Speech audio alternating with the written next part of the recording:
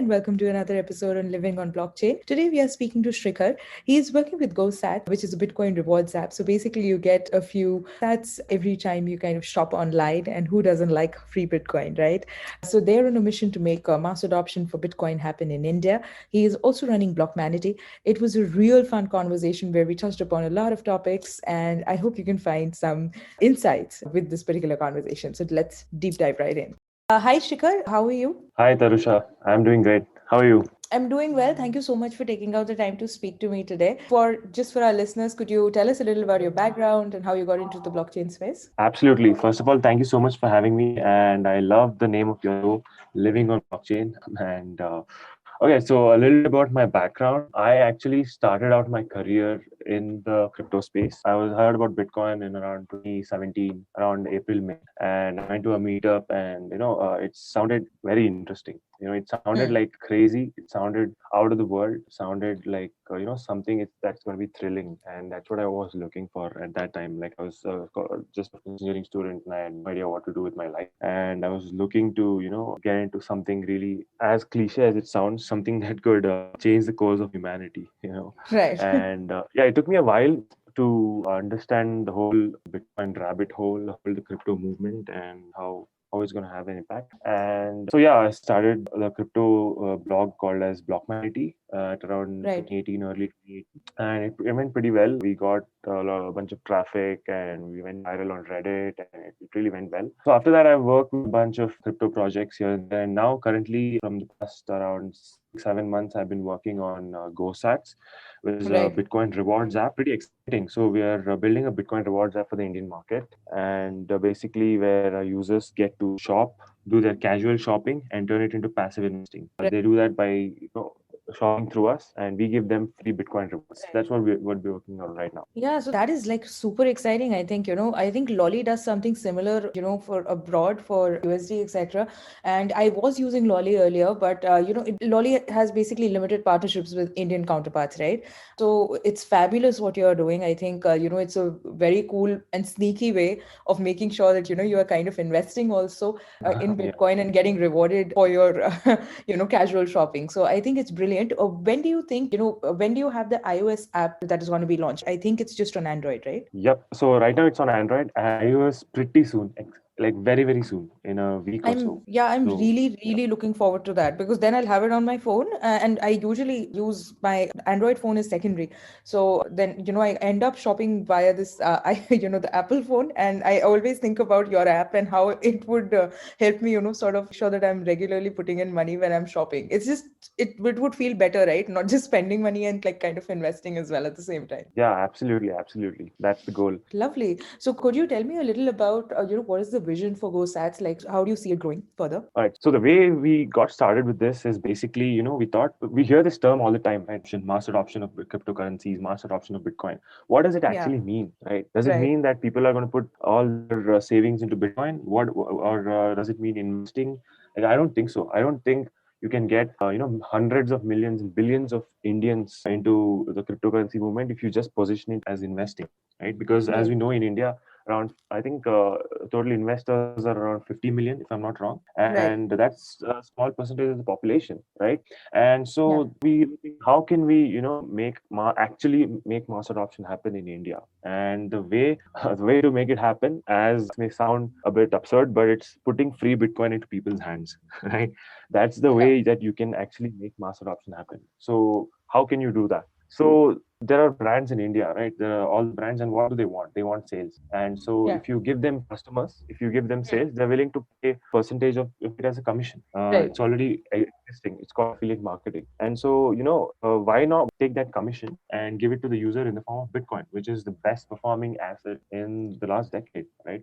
So that's the idea, is that it's a win-win for everyone, because the brands get more sales, they get more users, and the users get free Bitcoin for their regular shopping. They're not doing anything extra, right? They're shopping the same way, and then they're getting rewarded for it for free. So Yeah. that's where it got really exciting, and we really believe that this could actually make mass adoption happen, not just like in paper, but in reality. And we've seen the success of Lolly and Fold app and likes in the US, where they've got Right. tremendous amount of traction. And it's such a no-brainer. Like it's so obvious. Like wow, this is like free Bitcoin for shopping. Like, are you kidding me? It's it's like so obvious, right?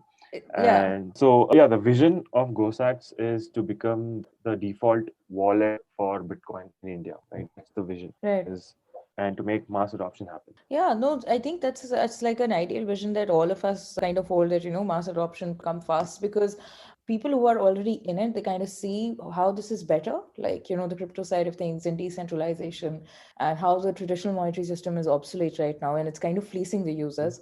So this is, I think, a lovely way to sort of make it a part of the daily life, because this is something that I keep talking about on this podcast with almost everybody who I talk to. They talk about mass adoption, they talk about how do we sort of go about making it into a habit of sorts, like, right, a habit which is so ingrained in the user behavior that it's almost natural.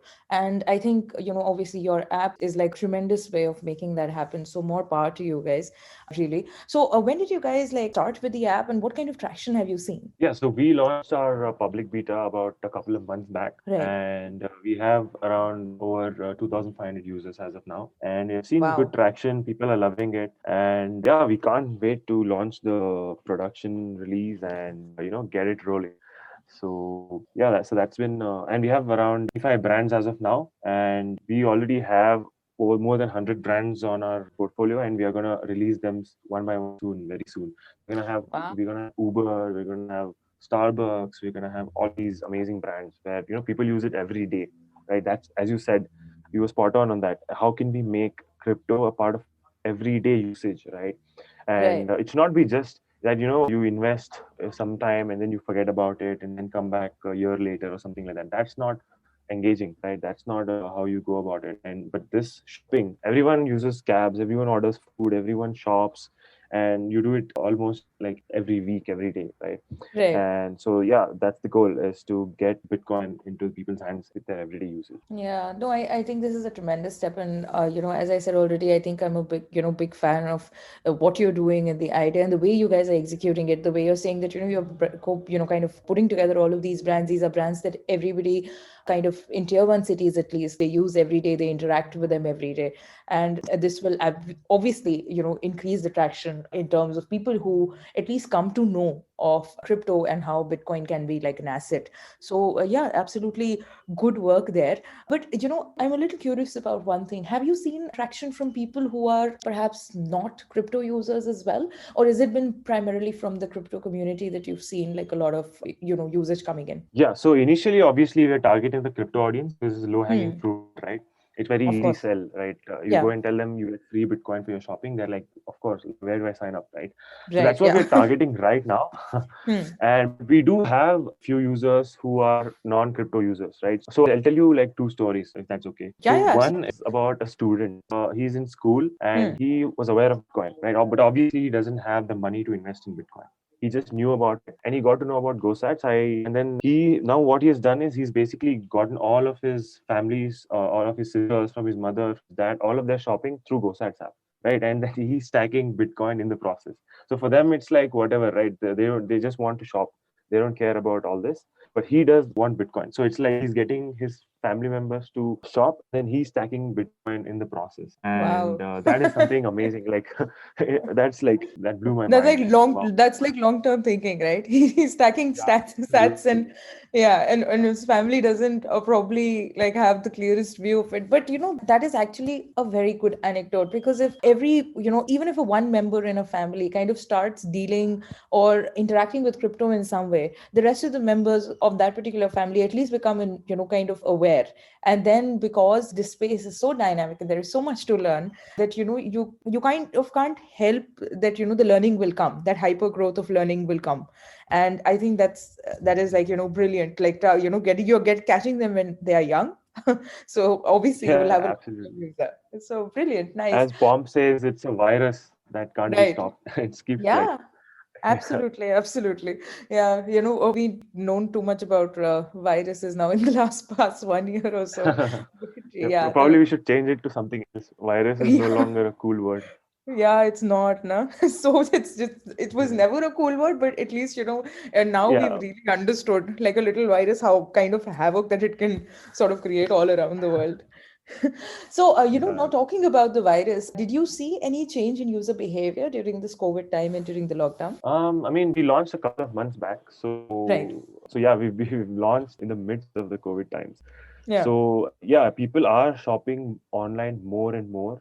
Yeah. People have shifted their offline shopping into online shopping. Hmm. I've seen this behavior like everywhere, even in myself, with with most of the people, and that's Right. good for our business in a way because yeah, we are obviously an online shopping portal, obviously. So yeah. Nice. Yeah. So I think this is a trend that has been happening all over the world, I believe. Even in my own family, I think my parents are now more keen on, online shopping when they were not before. But in the past year, like we couldn't really step out. So obviously people had to switch their behavior. And it's wonderful that, you're becoming a part of the new economy, so to say. Once you kind of get ingrained into as I said, into the user behavior, there's going to be no stopping you. So really, I absolutely love the idea and I absolutely love your execution of it as well. So more power to you.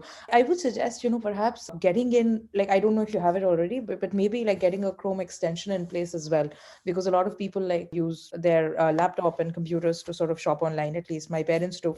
And it would be a nice way to sort of get them involved as well. What do you think? Yeah, yeah, absolutely, absolutely. I mean, we do have Chrome extension in our roadmap, Hmm. and we thought like we launched the Chrome extension first, but then we saw the data and we saw that majority of Indians prefer to shop on their phone, right? Yeah. It's because the penetration is huge there, and people don't. A lot of people don't, and also the adoption of Chrome extensions in India is pretty disappointing. In fact, a Right. lot of Oh, people okay. don't really use Chrome extensions. So yeah, that's why we went the mobile route first. But absolutely, Chrome extension is definitely on our roadmap because it's so much easier to the experience is so much better, right? You're shopping anyway, you're going to that website, and then the Chrome extension shows a pop up or something that hey, activate your Bitcoin cab rewards. Bitcoin rewards, Bitcoin. and then boom, you just do your shopping and then it's credited into the wallet. It's a superb experience, Yeah, and yeah. we It makes it definitely more want to go seamless. down that route as well.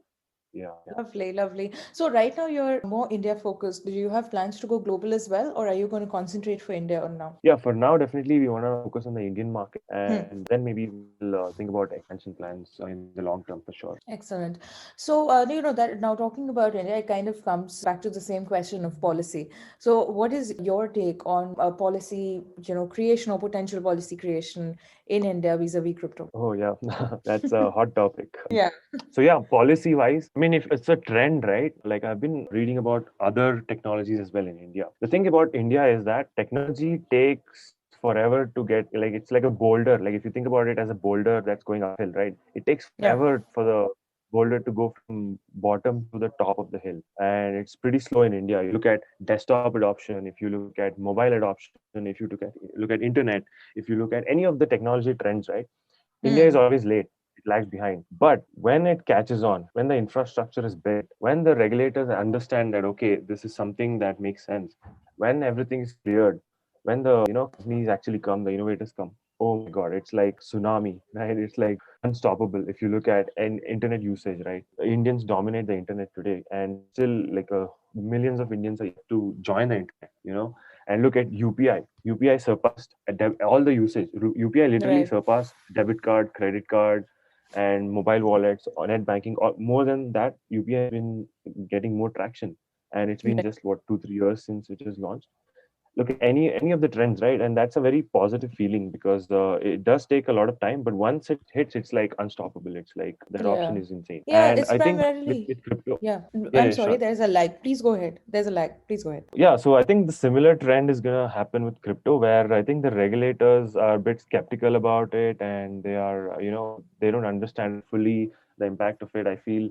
And we've had a lot of like I don't blame the regulators because like, we've had a lot of negative things with crypto in the past 5 years with a lot of scammers, with a lot of Ponzi schemes and stuff, and the education has not been really good. Right. I think we have to do that as industry people. We have to educate people and guide them towards the right path, and make sure that they avoid all these shady projects.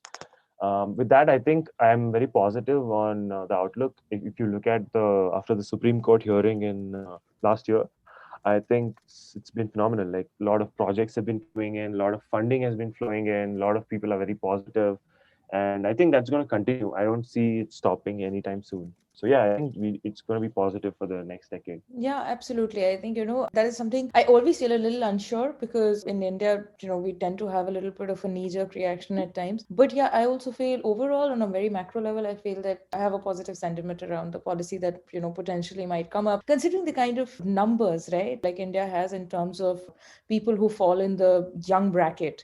It is absolutely necessary that a policy kind of, supports the youth in driving in the innovation for the country. As you mentioned that once it starts in India, it takes off like nothing else. It's primarily because everybody has a mobile phone in their pocket, and usually ready to sort of take that leap once they see the benefit, right? So yeah, I feel on a macro level a little positive towards policy as well. So talking about policy and taking things on a global scale, are there any projects that you are rooting for currently apart from your own, which you think are doing extremely well? Yeah, so many. So I would like to like highlight a couple of them. Sure. So one is MakerDAO. Been a Right. fan of MakerDAO since a long time because what they've created is truly amazing, right? If you think about Yeah. it, it's like they are able to, create a dollar or a dollar. It's not really a dollar because it's there's no dollars involved there. It's backed by ETH, right? Yeah. But they've created dollar valued system where without actually having any dollars or without even having any banks, without having any of that infrastructure, with just crypto asset backing, and that's Right. mind blowing. That can be done basically for any currency or any. You can create new currencies, right? You can create new store of values with different assets, and that is truly like mind blowing to me. And I think that's one of the most exciting projects. Definitely MakerDAO. And the other would be, I would say, Fold app in the US, right? Right. Because so the way they've gone is pretty interesting. They were one of the first companies to integrate Lightning into their Right. platform, and Yeah. they're able to, they have both. You can stack Bitcoin as well as spend Bitcoin through Lightning, and I think Lightning is going to be like crucial, and it's going to be game changer going in the Right. next 5 years. Because if you Yeah. think about it, the only bottleneck for Bitcoin right now is its throughput, right? Yeah. And it doesn't make sense for people to, for example, if they want to spend Bitcoin for their coffee, why would you do it on the main network, right? I mean, Yeah. it's like people are buying houses and Bitcoin, and people are also spending for coffee in the same network with the same security. That makes totally no sense.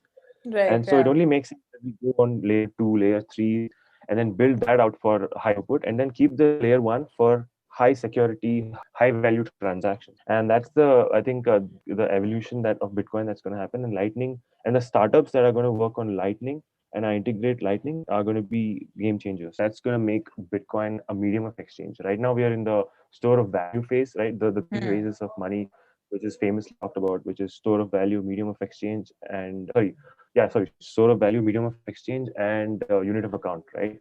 So Yeah. Bitcoin is kind of like store of value right now, and it has to go to the medium of exchange stage next, right? And I think Lightning is going to make that happen, and it's going to be extremely exciting. And I think Fold is doing a phenomenal job of that, and they've also launched their card, Right. their Bitcoin back, pretty phenomenal. Yeah, yeah. They're so doing something very similar to like what you are doing. And yeah, they have launched a card recently. And I think that kind of makes it even more exciting. The fact that, you can actually spend these, cryptocurrencies holdings in real time. And, your point about the Lightning Network is very well taken because obviously there is that problem where there is a bottleneck with Bitcoin is how long it at times takes for the transactions to process. And obviously with Lightning, that kind of goes away. So yeah, I believe I have been following both of these projects for a very long time too. And they're doing a tremendous job as well. So, are there any like content creators or books that you would like to recommend to our listeners who are kind of, trying to get into this space? So, off the top of my head, so I've not really read a lot of crypto books, but because you write a book on crypto today, and a month later it's outdated, It's right? obsolete. Yeah, yeah. Right. So, can I like divulge and recommend a book that's not related to crypto? Absolutely. Yeah. Yeah. So, a book that blew my mind was called Compound Effect, and the author's Right. name I'm not going to butcher his name by pronouncing it, but it's called the Compound Effect, and it's truly mind blowing because one of the things that our human brains that can't comprehend is the exponential growth and compound Right. effect, right? Yeah. Compound interest, if you can say, This and is it's the truly book mind by blowing. It Darren can Hardy, happen in. right? This is the book by Darren Hardy you are referring to, right? I think I'm not sure about the author. Okay, yeah, because I had Yeah, read that and I thought it was absolutely brilliant. It's kind of, it does a very good job of explaining, this is something so obvious and it is a part of our life, but people are not able to kind of leverage it because they are not being very conscious about it. absolutely, absolutely. As Bill Gates says, people overestimate what happens in 1 year and Yeah. underestimate what can happen in 10 years. That's like so true, right? I mean, if you keep the consistency going and Hmm. keep it going, right, in the long term, it can have tremendous effects. And that is one more thing that's exciting about India is that things move slow, but then the compound effect actually takes place and it's mind blowing. Yeah. No, so I think that is essentially, for your app as well, that is what's going to happen, right? People who become like long-term users, they will stand to benefit a lot because compound effect will kick in at some point. And, and then we'll have all of Absolutely. these millionaires running around using your app. Yeah, Satoshi millionaires, right? Yeah, Satoshi Millionaires, absolutely. No, I think that book was wonderful. I had also read it, I think sometime last year I had gone through it, and I found the kind of way Darren has explained, the compound effect with the various examples. It kind of blows your mind once you start reading it because it's so obvious and it's Yeah, right there in front of our faces, but somehow we are not able to leverage it because we never really consciously think about it. exactly. Yeah. Yeah. And we Okay. can't comprehend the craziness of it, right? The Yeah. exponential nature. Yeah, I believe. So not everybody is like a numbers person. And then, when you see those numbers actually like right in front of you in the book with all those examples, it's absolutely mind blowing that, you did not figure out these stats yourself. So I think that's a very, very good recommendation. I would say that everybody should read that book just to sort of see how compound effect can help you in not just finance. I think, in every sphere of your life, like if you want to look at any kind of, skills upgradation as well, because all the time I hear people say, a lot, about how they don't have time. And what they don't understand is that, perhaps starting right now, but starting small will also add up to something one day. Yeah, exactly. It's about the consistency, right? Like, Yeah. for example, if you want to get in shape, right, you don't Yeah. have to go to the gym 2 hours every day. You can do an Exactly. exercise for 10 minutes, but you have to do it Yeah. every day. But the thing is, people don't understand compound effect, so they're not consistent. It's very hard. Like, a very few people are actually consistent for months together. Yeah. And people that are consistent, that they see tremendous results after like a year or so. And it's truly amazing. It blows my mind Yeah, every time. yeah, every time. And that's a book that I keep going back to because it has all of these good examples. And yeah, as you said, it blows my mind every time too. So yeah, that's a very, very good recommendation. I think nobody's recommended Compound Effect until now. People keep talking about Internet of Money and all the other books that are very crypto centric, and those are wonderful books. But this book kind of talks about behavioral changes. I think like another book that kind of does a very good job around this is Atomic Habits. So, it's something very similar. Perhaps you can take a look at that as well if this compound effect kind of was beneficial to you. Oh yeah, absolutely. Excellent. So, apart from books, there are like a ton of content creators, there are tons of influencers in the crypto space. Who would you say are like doing a good job? Or, maybe like, let me put it another way. Who would you say people should follow to get the right kind of information? Oh yeah, absolutely. So the first guy that I ever saw on YouTube explain Bitcoin to me was Andreas Antonopoulos. I think there's Everybody no one says else that. like Yeah. him. Yeah. Yeah. Yeah, absolutely. I mean, that's the number one, right? It's like there's no Yeah. one that can explain the entirety of Bitcoin like Andreas. Absolutely no one.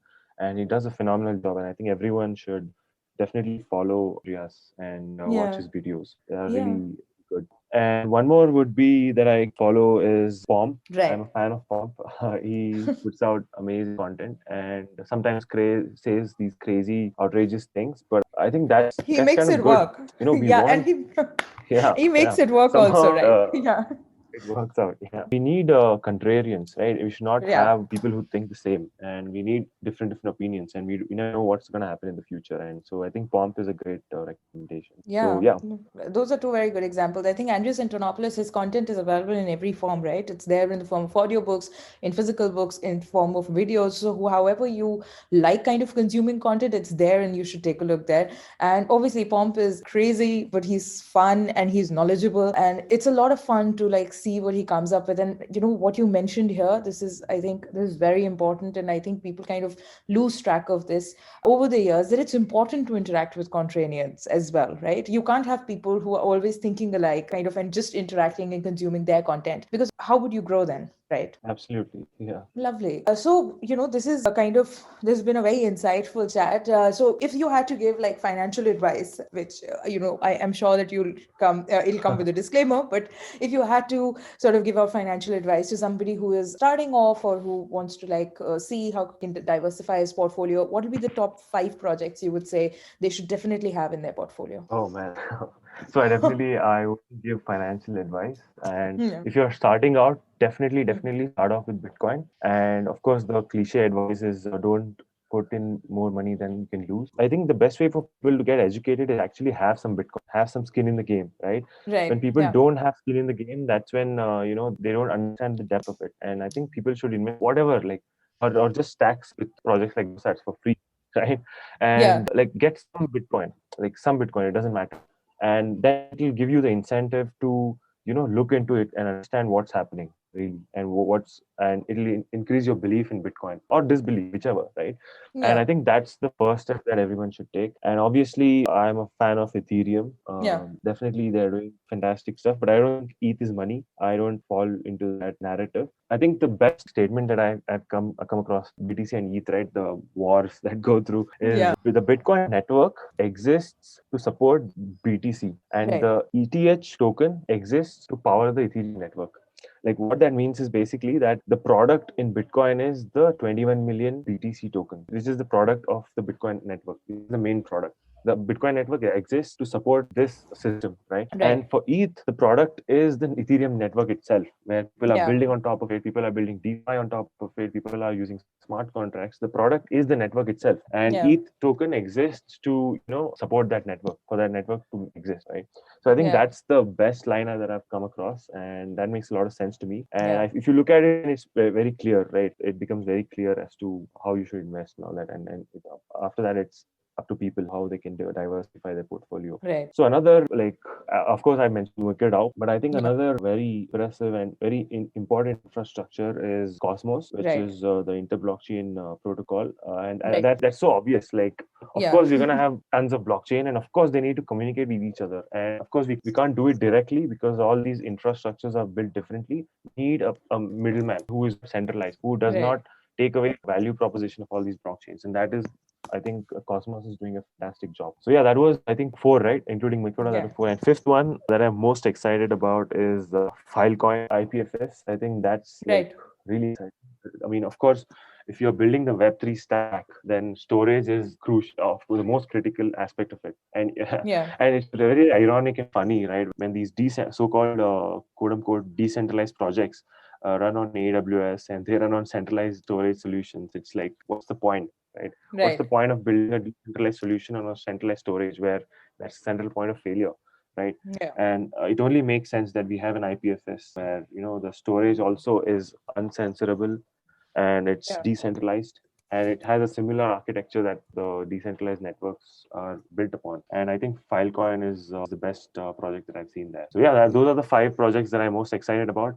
But I don't recommend you invest anything you don't lose, that you Right. can't lose. And of course, I'm not a financial advisor. So yeah, that disclaimer is out. Yeah, So yeah. yeah, obviously, so, but this is like a good portfolio. I think, it's diversified between, tokens that actually have real utility, and obviously the, old ones that oldies and goldies, and, you have MakerDAO. So it's a good portfolio, and I think those are really good recommendations in terms of projects. Now, when we are talking about Ethereum and, dApps, what is your take on DeFi? There's a lot of noise around DeFi these days. Yeah, absolutely. I mean, DeFi is also such a no-brainer that, obviously we're going to have, so it's like this, right? So we have the traditional financial system, right? Where Right. the internet is not really an integral part of it. It's all built offline. It's all built on Yeah. offline contracts, on paper notes and that and this, and all the infrastructure is designed 30 years ago, right? Right. And now we have DeFi, where everything is native to the internet.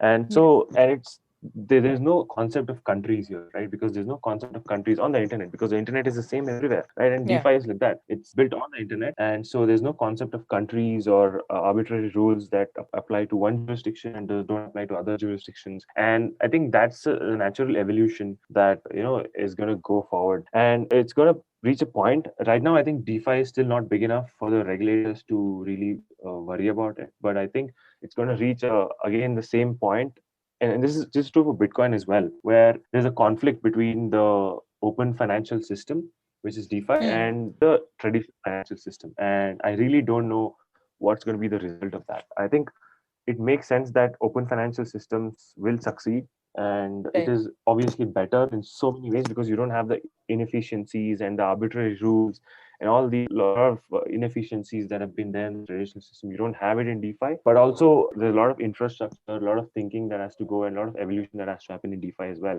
And also, it's gonna reach to a critical point where these two are gonna clash, right? Yeah. And I don't really know where it's who will win or where it's gonna go from there, but yeah, it's definitely exciting, and that clash, I don't know when it'll happen. Maybe 5 years from now, 10 years from now, but it's bound to happen. Yeah, I think that is absolutely true. I think those that there's going to be a clash, but I do believe that they have to kind of mutually coexist, and they will, with more people sort of seeing the benefits from both parts of the spectrum. Now that we are talking about DeFi, there's another thing that's been making a lot of waves. NFTs are very hot right now. Are you investing in NFTs currently? Not really. I don't really know. I'm not really deep into NFTs yet. But yeah, Okay, the concept is basically digital scarcity, right? And right. it works. We know that it works because Bitcoin Yeah, works. So yeah, obviously NFTs are going to work. But yeah, but I think one use case that I saw that was interesting was in the music field, right. where you have NFTs for artists, and that is truly exciting because there is one industry that is so kind of corrupt, and what do you say, it's very ruled by oligarchs across the world, right? The music Yeah, industry, and that doesn't give the creators the freedom to be their own bosses.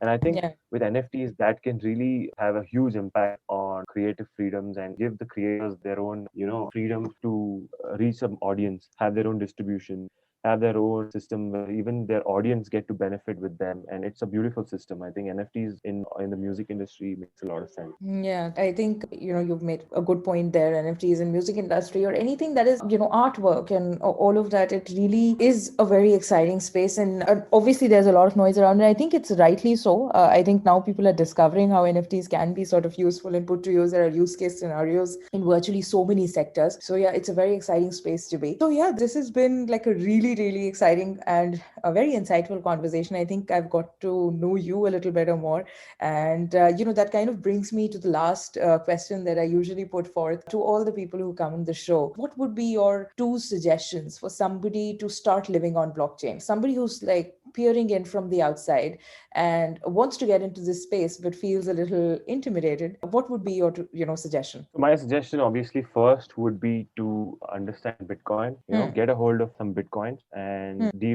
dive into the rabbit hole. And it's going to be a long process. It's not going to be You're not going to understand it in 1 week or 1 month. It's going to take a long time. It took a long time for me, and it's going to take Yeah. a long time for you. And I think that is like it's like Bitcoin is like yeah, it sounds insane, but Bitcoin is kind of like a portal, for to enter a different rabbit hole, like so many Yeah. different, like a different way of thinking, right? It changes the way you Absolutely. think. It changes Yeah. the way the outlook of your to the world, and it's Right. like I can't explain it. It's like you have to experience it. So yeah, definitely my suggestion would be to definitely dive into Bitcoin, understand it, research about it, and yeah, that would be my suggestion. Yeah, I think, a lot of people get intimidated by the fact that it seems like too techy and too nerdy, and they don't really understand the technology and they like kind of back off. And my suggestion to them is always like get your hands on like, a few Satoshis at least. And this is also, like it's so obvious to us, but this is also like a misconception that a lot of people have that, you can actually buy a part of a Bitcoin. You don't have to buy a whole Bitcoin. And Yeah, and yeah, absolutely. yeah, so you can buy part of a Bitcoin and you can start your journey there. As you said, it's like a rabbit hole like no other. The kind of learning that you will see would be absolutely hyper because you learn so much. You learn about the traditional monetary system, you learn about economics, you learn a little about history. And once you start diving, I think the learning never stops. Like I learn every day. Yeah, absolutely. I mean, learning is forever, right? There's no, Yeah. and this misconception in India that once you go to college, you learn there, and then Yeah. that's it. You're set for life. That's You don't done. have to learn. Yeah. That is like such a misconception. That is when you start learning, actually, not end Yeah. learning. So yeah, I Yeah. think Bitcoin is like another university where it starts another learning process, and it's Yeah. a misconception, or what do you say? A misguided thing is that people tend to delve deep into the tech of blockchains and Bitcoin, but that's not actually necessary, right? We don't, Yeah, for example, we don't know how the internet works. Like a lot of people don't exactly. understand how the internet protocols work, but everyone uses the internet and everyone gets the internet. They understand Right, that the internet is a way to transfer information across the world, right? And right. it's just like that, blockchains are a way to transfer value across the world, and that value can be anything. And if they understand that, that's good enough. It's more about the philosophy of Bitcoin that I think is more exciting than for a lot of people. I think they should look into the philosophy of it and why did it start and all that, rather than worrying too much about the tech and getting overwhelmed by it. So yeah. Absolutely. I think you've put it in a very succinct and